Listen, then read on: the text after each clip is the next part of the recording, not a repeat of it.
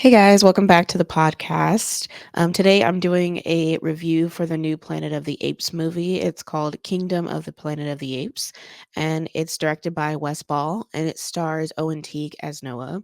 And fun fact about this that I just recently found, I think someone told me this in a Discord server that I'm in, that Owen Teague, the actor who plays Noah in the film, was also Patrick Hockstetter in the first It movie, which is kind of funny because I went back and looked and I was like, he looks so different. But then I have to remember that It came out like 7 years ago, which is insane to think about. But anyway, I guess that was a fun fact for you guys if you didn't know. But before I jump into my thoughts about the film, I did want to say thank you really quickly to my new subscribers. I noticed that I've gotten a handful of new subscribers. So thank you so much. I really appreciate that. Also, if you guys aren't subscribed, please do so that you don't miss out when I post a new video. I typically post just about every week. And so you guys can hit the subscribe button and then also you can click the notification bell so that way you're notified when I do upload or when I have any new announcements or anything like that. And then also, if you guys want to follow my Instagram page and my Facebook page, you can do that as well. I'll put it somewhere on the screen so you guys can follow me and I always have it in the description box.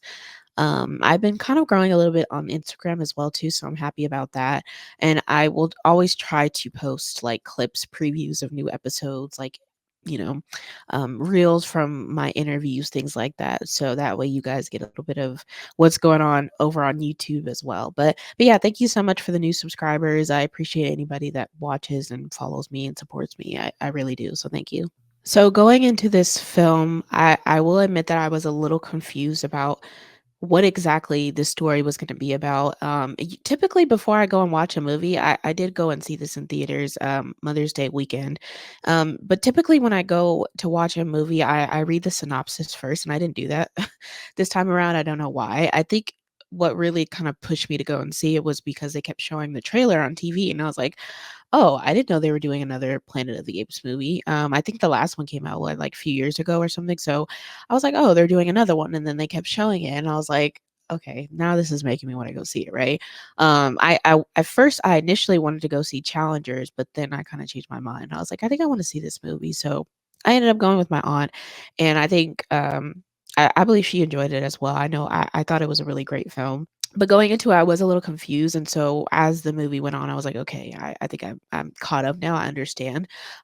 So just for a little context, if you haven't seen the film or you plan on going to see it, this movie is technically a continuation of the last Planet of the Apes movie, but it is, like, way in the future, so, and they do give you a little explanation in the beginning, but just just for you guys, I wanted to kinda explain it a little bit more. So we know in the last film that Caesar died, RIP to the homie Caesar. And so this is like, I don't even think they give a specific number. I think it just says many generations later, but you can, kind of guess that this is probably like hundreds of years later, like since Caesar has passed. So this is a brand new world. The world that they are living in this movie is very different than the world that Caesar was living in and the world that we actually live in.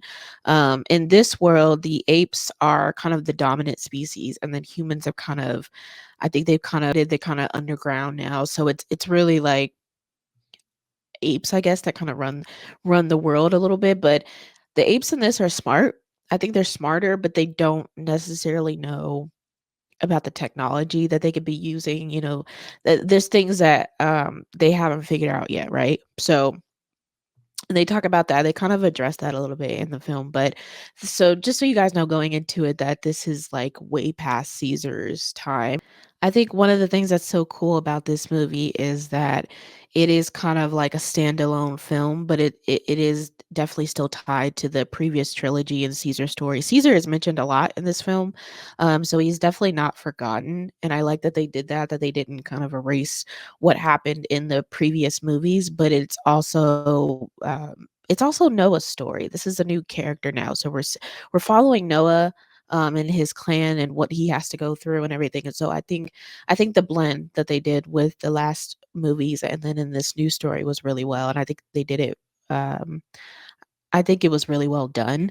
Because that's not easy. This franchise has been around for a really long time. I think the original came out in like 68 or 69. So um I think anytime you're adding, like, a new story to a franchise, like, kind of a beloved franchise, I would say, I really haven't heard anything negative about these movies. I think the general, like, consensus is that, like, people really enjoy these films.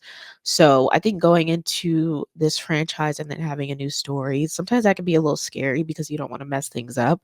And so many people, I think, loved Caesar's character, and so now that he's gone, it's like, "Okay, what are you gonna do now?" But, again, I think they did a really good job. I think Noah is a great protagonist. I think it was easy to connect to his character, and you know, you could tell that he's young and he's a little naive. He doesn't know much about the world, and he really doesn't know much about Caesar's time, about what Caesar stood for, the things that he did, and just kind of like the legacy that he left behind. And so really going into it, you kinda start off seeing him with his siblings. They're not really his blood siblings. I think it's Anaya and Suna, I think are the names, and they have this ritual in the beginning where they have to, pretty much take an eagle egg, and then that's kinda like their bird to keep and to raise. And so his father, Noah's father, is like this amazing, like, I don't even know what to call it, but he has this thing, this really strong connection with eagles. And so that's clearly like a part of their clan and something that they do. And I think that ritual kind of signifies becoming an adult. That's the way that I perceived it. And so you kind of start off with that. And so, and that kind of ties into maybe like one of the criticisms I had for this movie was that I think, and this is something that you guys should know well if you're gonna go see the film, I think that the pacing was a little slow in the beginning, but I also understand why they did that because, again, this is a new story, so you're introducing new characters, you're introducing a new main character, and typically when you have films, especially if they go on to do a sequel or they make this another trilogy as well, typically the first one is usually gonna be the slower one because you're, you know, like I said, it's a new story, it's new beginnings, and so you kinda have to take that time in the beginning to explain things so the audience knows what's going on and where they're at in the world or in whatever time that they're in, you know, all of that kinda has to be explained. And so I don't really, knock them for that because I understand that typically happens in first movies when you have, like, what I assume is going to be a trilogy. I don't think they've actually announced that it's gonna be multiple movies, but it seems like it will be, especially if it does well in the box office. I won't be surprised if they announce the second one. Yeah, so I totally get that. That's just, like, me being a little nitpicky. It's just kind of in the beginning, it's a little slow. So the action comes a little bit later, but again, I totally understand why they do that. And so, it's really like introducing Noah and introducing his clan and what they do and pretty much like his family and where they're at. But going back to what I was saying about Noah, I think because he is it's almost like his coming of age story a little bit.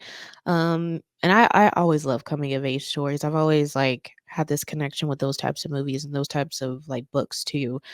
So I personally felt like it was easy to connect to his character. And one of the things too that I think that makes it easier and, better to connect with these characters is the cinematography and the CGI, like, the special effects that they do for these movies is crazy, and I also think that it's probably improved since the last Planet of the Apes movie. I can't even remember, like, what year the last one came out. It might have been, like, 2016, 17, maybe 18, I'm not sure, but just kinda in that short span of time, they've already you see how fast technology advances? Like, they've already made it look even more real, like, the realism is crazy. I believe what they're doing is capturing the actor's, emotions and facial expressions and mannerisms and things like that, and then obviously using it for the apes because, like I said, I think it's a lot of it is CGI, but these are also, like, real actors that are playing these characters, and so I don't know the whole technical aspect of it, but they're definitely, like, capturing the emotions because you could see it in the ape's eyes, and it's, like, crazy, like, you can really feel, like, what's going on even when they don't say anything, and so I think that is a big part of making the audience connect with what's going on and specifically connecting to the characters. And the reason why I mention that because I think that's so important when it comes to good storytelling. Like if your audience is not connected to the main character and if your audience is not rooting for the main character, then it's kind of like what are we doing here? You know what I mean? And so I love when movies can do that really well, and I think they did that very well with Noah's character, especially coming from like Caesar. Caesar was the man, right? Like so many people loved his character, and so to kind of follow that up with this new character again, I know that can be scary. But Owen Teague, I mean, he did a really really good job, so I was happy to see that. One of the other things I really loved about this movie was I guess you could say the motive. I'm trying to talk about this without giving too much away. One of the motives, or I guess the main motive of the antagonist and I say the villains because it really was more than one. It was like a whole clan of villains. You kind of had two main ones that were the ones that were like messing everything up in the movie, but really the motive, to me, I thought was really great because it was very human like. And I'll explain what I mean in a minute, but I love how, they just really made you root for Noah even more when you kinda heard them speak and you saw the things that they were trying to do, and it was like, "Hold on, like, what's going on here? Like, what are you guys doing?" And so, the way I see it is, like, they're taking this aspect that humans tend to do, and I guess a good example of that is, like, when people take, any type of, like, big historical figure or leader, like an MLK or a Malcolm X or someone like that, people take their words and they alter them and they screw them up just for their own benefit, right? And you go, well, no, that's not what they meant, though. No, that's not what they were about. Like, what are you talking about? And they did that. They did that with Caesar's name. So they were going around saying this is for Caesar and doing things in the name of Caesar, but Caesar, and the audience knows that as well, which makes it even better. Caesar led with empathy. Caesar had respect for both his fellow apes and other humans with empathy. And I think that was a big reason why, he became this huge leader and why he stood out from the rest, right? And that was something that he taught the other apes. And that was something he taught the humans too, as well, I think. And these villains are going around using his name and doing dirty work. They're enslaving other apes in the name of Caesar. And we know, right? And even some of the other characters, they eventually know that like that's not what Caesar wanted. That's not even close to anything that he was preaching or teaching about back in his day. But then you have to remember that this is like way in the future. And so there's a lot of ignorance and like, you know, there's a lot of ignorance and a lot of I guess, misinformation you could say about Caesar and what things were like at his time, because I guess his story maybe wasn't passed on correctly. So a lot of the apes don't really know. They probably know his name, but they don't really know like what Caesar was really about and what it was that he actually did for apes, right? And so when you don't have the information like that, and then you have someone coming in going, "Well, we're doing this for Caesar on behalf of Caesar, and this is for him, and this is what he wanted, right? And this is what he would have done." They don't know that. So then it's like, "What? What are you talking about?" But then, of course, like I said, they kind of figure out like, "No, this isn't right." Right? Like there's no way Caesar would have done this. And Caesar didn't do that, right? And again, the audience knows that. We know that. I'm like, Caesar wouldn't do that. So I like that they did that because again, I think that's a very human trait because humans tend to do that a lot, whether intentionally or not intentionally, but they'll take people's words and they'll go, "Well, so and so said this, and so I'm gonna do this." And it's like, but that's not what they meant though. And you have it all screwed up, right? Um, and so yeah, I enjoyed that motive. I thought that was pretty clever that they did that for the apes. There was one character in the film that I thought was um very important to Noah's story and moving him to the next level, kind of like elevating him into who he needed to be. And what I didn't like was that I felt like they killed off this character a little too early. Um, on one hand, I understand that sometimes when a character serves its purpose, then there's no need for them anymore. And so they'll kind of kill them off. But to me, I kind of felt like the character could have still been there a little later in the movie. And I would have liked to see that character, I would have liked to see them throughout the whole movie, but, that was again, maybe I'm just being biased because I actually really enjoy the character, but I felt like they were very important to Noah, specifically, and teaching Noah things and giving Noah the wisdom that he needed because he, like I said, he was kind of naive, didn't really know much about the world. Other like outside of his own clan, he wasn't really I don't think really any of them knew, to be honest. So he needed that, right? And that was like inevitable. That had to be a part of his journey to get to where he ended up in the end. And so I just felt like that character was really crucial, and I was kinda like, "Oh, like, you had to kill him off, though?" Like, I don't know. What you guys have to tell me what you think about it, but and there's even theories, I think, already going around that this character is not actually dead, and if they make a second one, that they will pop up. I don't know about that. I guess they're saying, like, well, if there's no body, then maybe that means they're not dead, but what they showed in the film, to me, clearly implied that this character is dead, so, um I don't know. You guys will have to make your own, I guess, decisions on that. And if they make a second one, then we'll see. But I feel like that character is gone. So hopefully I'm wrong though, because I would love to see them again. I think that they were I don't know, there was like one of my favorite characters in the film. What was so interesting too about this film is as going into it, I kind of just assumed it was gonna be a human versus apes thing. But really it was like ape versus ape, right? I think it goes back to what I was saying earlier about humans being, um, they're not the dominant species anymore in this time and age of the film, and so because of that, it wasn't really about the humans. And there was one main human in the story. Her name is May, and obviously like I said, I think she had her own role and her own mission in the film, but to me it was really about Noah and his clan, and then what that was gonna what he needed to do, right, to save his family, the journey that he had to go on personally, like internally, um to kind of be like the superhero in the end a little bit. I think if they do go on to do a sequel, that it will be a problem with humans, and I'm saying that too because of the way it ended, um, and I feel like that's inevitable, right? There's gonna be an issue because humans, yes, they're underground, but they're still around, right? And so if they happen to come from underground, then they're gonna want what they feel like is their land, their world. You know how people are, right? And you have to think if this happened in real life, there's no way people are just gonna give up and be like, "We'll just let apes rule the world." They're gonna be like, "Well, no, all this stuff is ours. Like we built all this stuff, right?" That's how people are. That's how humans are. So there's definitely gonna be an issue if they do a second one. I feel like where if people start to kind of emerge again and then they go up against the apes, it's gonna be a thing for sure. And I also think that would be a way to challenge what Noah has learned in this first film.